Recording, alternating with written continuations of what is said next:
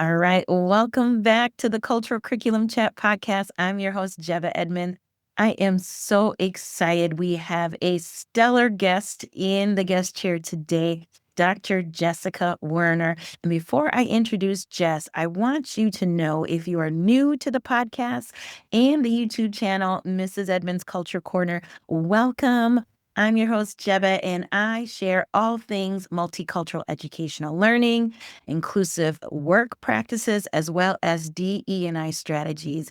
And without further ado, welcome Dr. Jess Werner. She is the founder and CEO of North Shore Learning, and I cannot wait to get into this conversation. She's going to give us wonderful tools and strategies for our educators and administrators, as well as how to get in contact with her because, darlings, she is an international brand and you need her and her awesome team in your school districts and your schools like yesterday. Yeah, I can't wait to get into it. So welcome to the podcast. Thanks for having me. I'm so excited.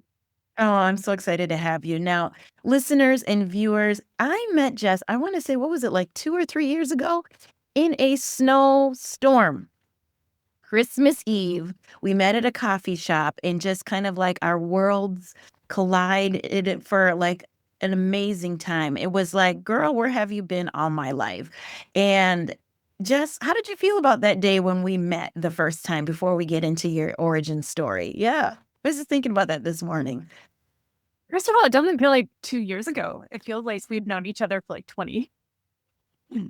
Yeah, no, we just connected right away. It was wonderful. And you know how it is. You don't meet that many people in life who you don't have to try hard with. You just kind of understand each other. You could talk or not talk. And yeah, that's how it's always been. So I'm really Yeah. grateful to know you and be a part of your life. Oh, I'm grateful to know you too, my dear. And I think what really bonded us was the love of infusing inclusivity of the kids in our classrooms in our past life, of just trying to reach that kid, trying to make sure they have all their accommodations that they need. And of course, the frustration of the resources that weren't there. And, that I think what in your love of traveling and being in spaces and classrooms that are international, that you could help our American educators learn of what's going on across the world. And when I met you that day, Christmas Eve at the coffee shop, during like a snowstorm in northern Minnesota, I'm like, yeah, this woman needs to be in my life and vice versa, because we had so many mutual connections of our drive to, create those safe, welcoming spaces. So listeners, I can't wait for you to learn more about Jess's story. So let's get into it, Jess. How did you grow up and how did you perceive inclusive education to come into your own company? I've spent a lot of time reflecting on this question since you sent it to me, because when I think back to my own childhood, growing up, the word inclusion is like, it was not a part of education back then. It wasn't at any school I went to. I think back and I'm like, what did that look like at my private elementary or my public middle and high school? And I can't see what it was, because it was really like whole group learning all the time. We will teach one way for all of the kids. If you don't get it, it's your fault. You fail. You know, that Mhm. that was my that was my introduction to education, which is really similar for everybody probably who grew up in the 80s and 90s. And then even when I started teaching, that was still kind of the philosophy, like the word differentiation floated around there, but there Oh, wasn't yeah. really any accountability for it. And again, it was kind of like, if you do well, it's because you're trying hard. And if you have problems, it's your fault. And it wasn't until the last couple of years I was teaching that really we started to see an emergence of just neurodiversity in our students. And it wasn't until those last couple of years that I saw, and it wasn't even everybody, teachers willing to try and engage with it and trying to do things differently to help those students succeed in their classes too. So I I don't know how my own upbringing, but I was thinking about this too. So I grew up in Central California, and it's the part of California a lot of people don't know exists. It is a big farming community, it has a lot of migrant workers. We have it was a very transient population. You know, there are schools where the student body will rotate every couple of months because their families will move on and go farm in a different part of California. And so what I did notice growing up was the multicultural aspect of how it was and wasn't included in schools. And the language of Spanish too. You know, I think one of my one of my memories, and I think this really shaped how I began to look at inclusion, was, you know, we were a community that there was a lot of Spanish speakers. English, you know, was the language everybody operated in. But if you went to a restaurant, a store, or even the bank, you may have been approached in Spanish. That was just how it was. I was really surprised when I moved out of Central California and I realized not everybody had Spanish as a part of their lives. But Yeah. as I think about inclusion, I think about my dad. So my dad was an emergency room doctor in Central California. He's a white guy from the Midwest. Um, but what he started seeing in his practice over the years is more and more people, again, who only spoke Spanish. And so what was my dad's solution? It was to learn Spanish. And my dad would go to night classes at the community college. His teacher at community college was my high school teacher.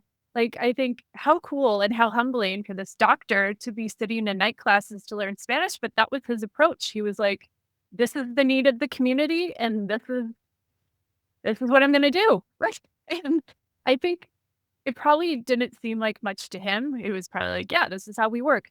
But I think it really instilled a lesson early on that just how do we adapt to meet other people's needs?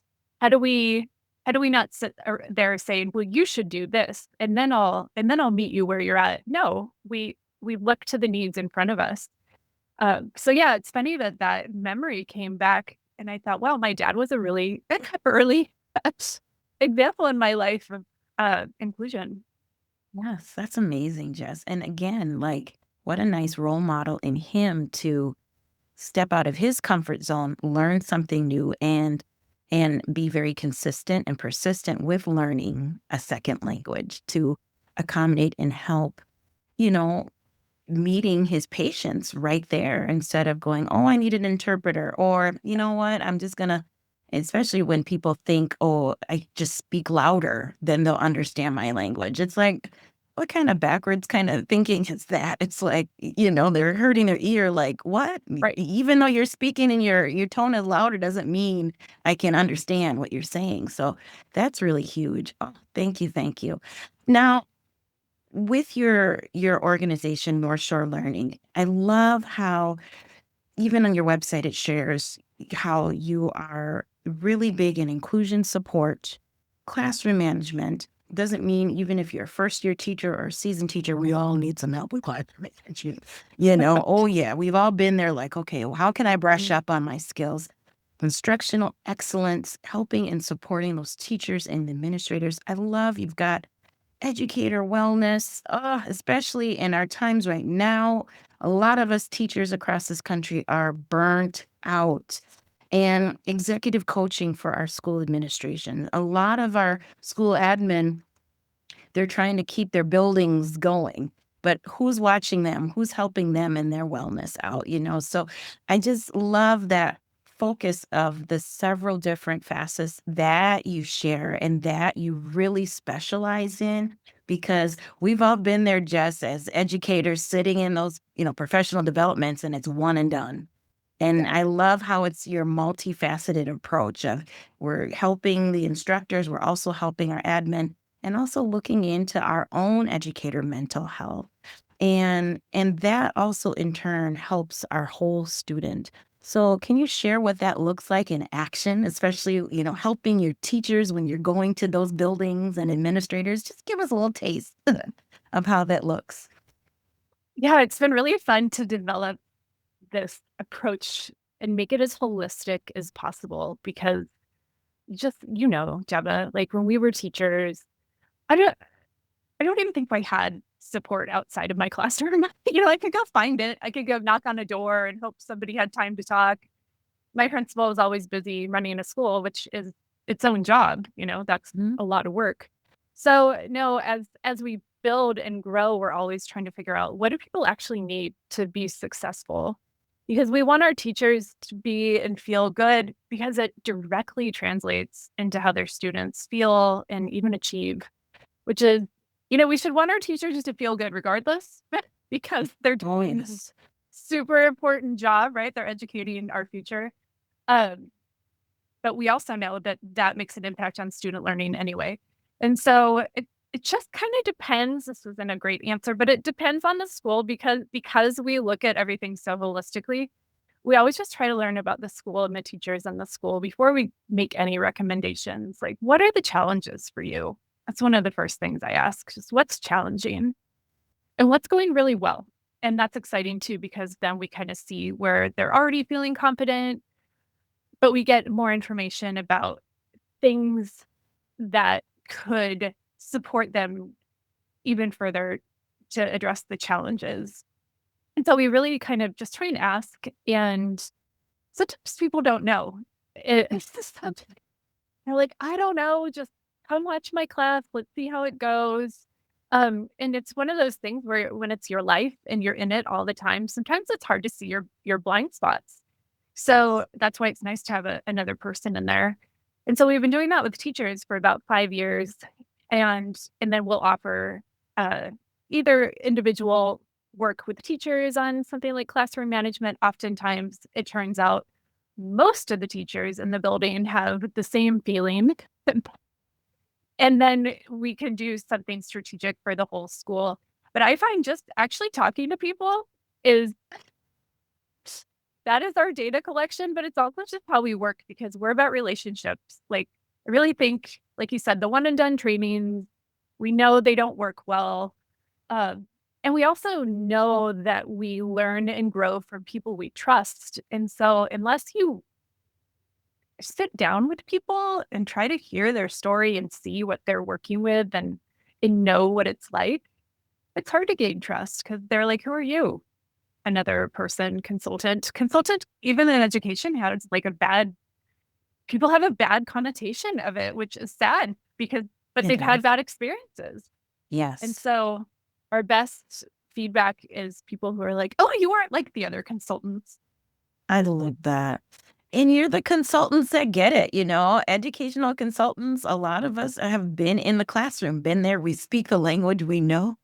We know the times a year when you're really feeling stretched really thin. And that's what I love about your approach, Jess, because you get it. You've been a certified teacher. You've been, on the front lines teaching students, seeing and again understanding frustrations teachers may have going, hey, I've been shouting from the rooftops. I still haven't gotten support, so we get the trepidation of, oh, here we go again. Now Right. this new person's going to come in and they're going to tell me how I should teach. When honestly, the ones that need the best advice, like you said, have a lot more blind spots because they're just trying to survive. They're just trying to get it to lunch. Yeah. We're just trying to get, Right. and that's not how well, you can be an effective teacher is having somebody come in that is an expert in their field, and like you said before, getting that data to help you continue to do your best work. And I know, as an educator, once a teacher feels confident in what they're doing, even if it's something new, a new approach, the students actually really are receptive to that. They really are like, okay, Yeah, try something definitely. new and evidence that your teacher is also a lifelong learner. They're not Mhm. just doing the same things. And I know you're not a one-woman show. You have a dynamic team with you of other certified educators and consultants.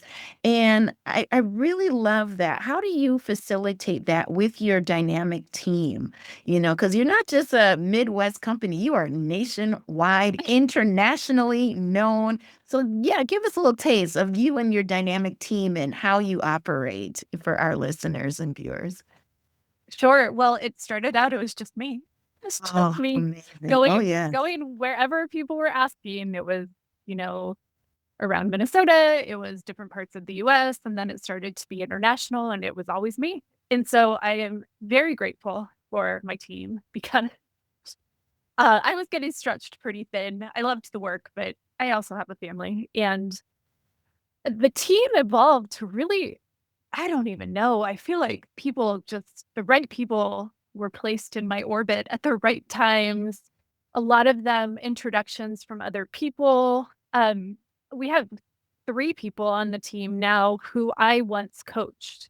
So 2 people I coached at a school in Germany who I thought, "These people are incredible." And I keep it in the back of my mind because you never know when a certain skill set will come in handy and then boom, it's there and I know who to ask. So they're amazing. I learn from people on my team every day. And we have a lot of people are still in school.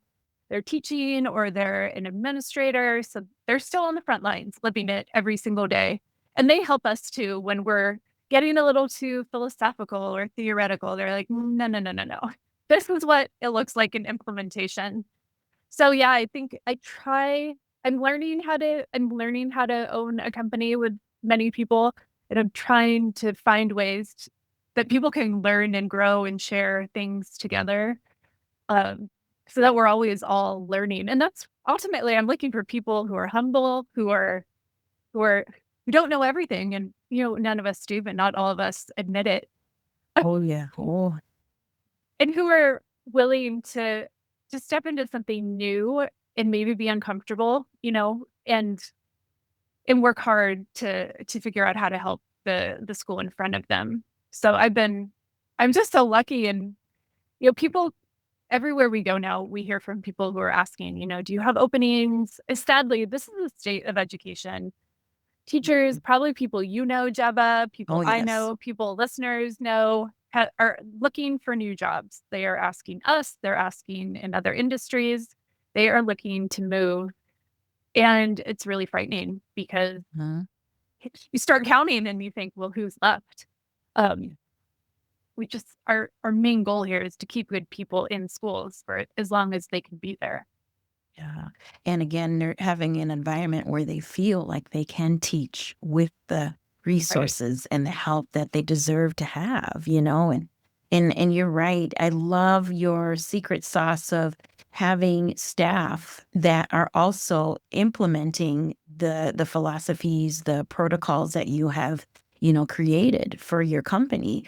And I love how they also check each other as well as a team. I love that humbleness that you have. Like, it's going to be uncomfortable. There's going to be things we need to stretch, and there's going to be things that are like, yeah, this approach isn't working with this particular school environment. How can we pivot? How can we change? And I love that because a lot of us, too, especially entrepreneur to entrepreneur, we all know when you've been away from a certain sector for a while, you tend to go, oh, well, it should be like this. And it's Right. not. Right. And you need some Especially friends to bring you back to center going, oh, no, that approach does not work. Yeah. Yeah. and education is just so dynamic. I mean, it changes so much within a year that, yeah, Yes. 5 years ago, 10 years ago, we can't be thinking the same way. So yeah, you're right. Oh, yeah, and that goes to my next question because we know 5 years ago with that pandemic that hit, it left a huge mark on student learning, lots of deficits that we're still researching that came out of the pandemic. How has North Shore Learning adjusted to, um, help those teachers meet the students where they are and how that can help them move forward? Yeah, how does that help them? The pandemic was horrible I Yes. mean, Oh, it's everybody, it awful. was horrible. But for students and for kids, it was like somebody paused their life and Yes. they paused their education. they paused, getting outside and socializing, and we've been seeing this ripple effect for the past couple of years. And we work in schools and countries that were not open for 2 years. So students who were online for 2 years. So this is their second year back in school, and we're just seeing a lot of social anxiety, a lot of anxiety in general, people who forgot to be around people, like what is socially appropriate, what isn't. Learning, oh my gosh, the deficit is huge. It's kids are behind. Um, Classroom management is it's in a lot of ways out of control. And it's not because the students are bad kids, because they've lived through a lot and a lot of them already had stuff going on, and this just exacerbated it. So I would say the main ways we try and be holistic. Like what are the big needs here? But the asks we're getting most often are really to support teachers with student behaviors and with student mental health. Um, and this is where it all kind of converges under the umbrella of inclusion, because all these pieces, we might have thought about them as separate from each other 10 years ago, but they are not anymore. And they're all impacting learning, and they're even impacting who comes to school. I mean, the rate of Yes. absenteeism I'm Has hearing gone up. about, or Mhm. school refusal, is very high, and absenteeism for teachers as well. We're Yes. Oh, we're seeing that yes. too. Like people, Yes. it's this high stress, high anxiety that we feel, and the learning deficit we're trying to crawl out of. And so, yeah, like I said, right now it really, a lot of our work is around classroom management, student behaviors, working with neurodivergent learners, but also just how do we teach today? Because we Oh, can't teach today. Like the way yes. I said that I was Yes. taught in the 90s, if you have Yes. students sitting in desks staring at you for more than 2 minutes, like, I It's can't too guarantee long. anything. So Mm. yeah, it's hard. Change is hard. It's a change we've been needing to make for a while, but it's hard. And some It people are is. having an easier time kind of pivoting than others, but that's why we're there. If taking a big leap is too much, like, let's figure out a baby step, and we try and help people that way. And I love how you reiterated that, Jess. How do we teach today? When we were learning in the 80s and 90s, there was, the pandemic was 100 some years before that. And so this whole new wave of, I feel it's like a reinvigorating of us to go, okay, what can we do right now to serve our students and our staff? Because, it was very isolating for teachers as well. You had a whole classroom, now your classroom's down to a laptop and having to adjust, and how isolating, like you said, students around the world were in their homes for 2 years. They don't even know how to problem solve. Like you said, that Mhm. social component, everything was on pause. You definitely hit that. It was really on pause for a long time. And to get back to that. And I love how you talked about with inclusion. So many of us compartmentalize, mental health, compartmentalize behavior, compartmentalize trauma, Yeah. and how it's all in a package of a student. A child could be going through something traumatic at home that doesn't want to discuss or disclose out of fear. They might be taken away from their parent. Other child is so anxious about leaving mom or their grown up at home. So there is a lot that we are uncovering and learning. And thank you for including that and talking about the pulse that you're listening to from your teacher clients and administrators, that it is behavior, mental health, absenteeism. And I know we can't solve that in this episode today, but I love how you offer a multi approach of in person and online sessions. And I love how that helps our teachers with PD going in, and your approach of meeting and observing the school environment before you even take them on. That's really, really smart. Um, what other approaches that you can use to kind of help keep that approach more personalized? I love how you do kind of audit a school before you Mhm. approach them. Is there another format that you've utilized too in your services? Yeah. An audit approach is really helpful because it just gathers data before we even start. And we've done that. We just finished an audit last week for a school in Mexico, actually, who said, we know things need to look different, but we're a little overwhelmed about where to start. So we suggest, let's come in, let's kind of do this overall assessment, and we can help you. So you're not just, throwing spaghetti at the wall and seeing what's going to stick this year. So the audit is definitely something I wish people would take more advantage of because it's just such good data, but it can be all the reasons, budget, time.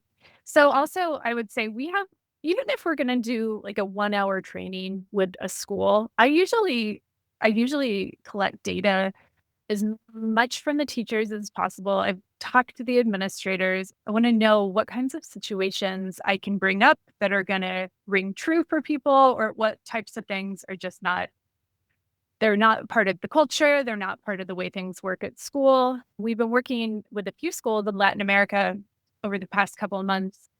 And one of the schools in Colombia, actually, it was really helpful. After our first training, they said, we're going to give you a lot of information about the context of our Colombian international school students to help just guide how you interact, which was so interesting and helpful, because it's not like one size fits anybody except one. Yeah. And Yeah. even though we're talking about similar things, we're talking about student behaviors, like the context in which the students live is so different that we like to Mhm. try and understand it. So yeah, and I will not give a training unless I feel like I have a handle on that. I will ask for more sessions. Oh yeah. Oh Years yeah. ago, I was working with a school in Miami, and I must have asked the administrator for 4 pre-workshop sessions just because it meant so much to me to try and understand before people spend an hour, 4 hours of their day hopping onto Zoom to listen to me when life is busy and full. Like, I want to feel like I understand the group before we get started. And that is just, again, as an educator, we always love to be prepared. And I love that, Yeah. Jess. You're like, if I need to do multiple sessions before I Uh-huh. start, I want to know the ins and outs of the environment, how the staff works. And I commend that school that you said in Colombia that gave you a guide of, and that again is also multicultural, Yep. multi-educational of like, here's the context that how we approach our students. And that I think is huge. And how they're prepared to help you so you can bring your best foot forward with their staff. Oh, awesome. And I tell you, I could talk to you all day, my dear. Just how you have that personalized approach. As consultants, people think, oh, well, you're just going to do the same approach, the same training like you did with this client. It's like, no, it's very, how you say, it's very important and vital that you do understand the client that you're serving and also learning from behind the scenes of the foundational people, the staff, the administrative staff, everybody that is in those touch points with understanding the whole child, I think is really important. So kudos to you. I also know, again, what is your advice? You're a parent, I'm a parent, but when you have a student that struggles at school, is there any quick tip or advice? Because I know your company is really well versed in neuroscience as well. So, what's your advice to them to kind of help their families for the first steps of academic support? Like, where should they go? Who should they talk to? Yeah. First of all, I just have a lot of empathy for these Yes. families because we've lived through it, and the whole process is very confusing. You don't know your rights. You don't know your child's rights. You don't know. And my husband and I are both educators. So I have, like I said, a lot of empathy for families who know they need to start advocating and don't know where to start. Um, I can say, bringing me a lot of hope, more and more teachers that we work with have a better sense of, if not how to work with kids with different needs, they have the openness, and many are ready and willing and able to do so. I would always start with the classroom teacher. we were really lucky in that when my son was in 4-year-old preschool was when he had his evaluation and diagnosis, which is really early, and thank goodness. Uh, Yeah. but if you feel like if you're a parent and you think, "I know there's more here, there's more to it," um, it can be really tricky, like learning disorders, behavior disorders, mental health is sneaky. It's all sneaky. So if you have that feeling as a parent, don't ignore it. We also started a program where our inclusive needs specialists on our team are offering to work with families as well to help them kind of navigate the first steps of the process. Again, just to kind of know what your rights are, to know what questions to ask, what kind of services to ask for. We ended up doing a lot of occupational therapy with our son. Um, and that wouldn't have been something I would have known to suggest. So again, we're trying to help people know what all the different resources and services are. But I would always start with a classroom teacher. Mhm. Um, and maybe start with the same question that I ask teachers. What are the joys you have working with my child and what's challenging? And maybe Yeah, that I can be love the that. start of the conversation. Yeah. Oh, Jess, I love this. Oh, we could again, I'm just so excited you're here to share your expertise with all of our listeners and viewers. Where can they find you as well as how can they connect with you and your team? Because I know we've got a lot of teachers listening, a lot of administrators listening around the world. So where can they find your amazing work? Well, thank you all for what you do. I mean, truly, I think teachers and school leaders it's the most important job, right? We're educating tomorrow, like the Oh, future. yes. And I Literally. Yeah. wish I wish I could triple all of your salaries, and I wish you all got the respect that you deserve. Um, but the best way to contact us is just probably our website, northshorelearning.org. And I'm Jessica Werner. You can find me on LinkedIn.